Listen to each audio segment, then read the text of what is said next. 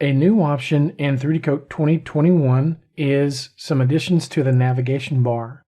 The one that we're going to focus on here is 3D grid snapping. It's now much easier to access. Previously, you would have to go to the view menu and check it or assign a hotkey to it and use it that way.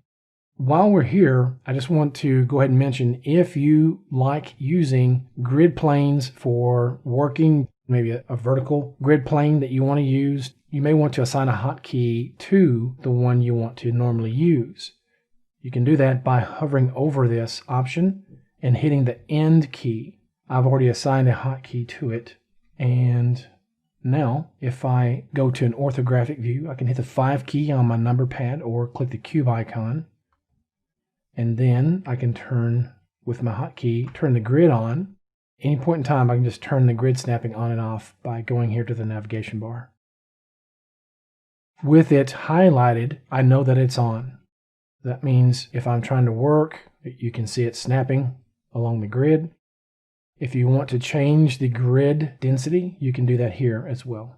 And it will change as you click on it. And you can switch to a custom grid if you want. All right, and that's a quick look at using the 3D grid snap option in the navigation bar in 3D Coat 2021. Thank you for watching. We will see you in the next video.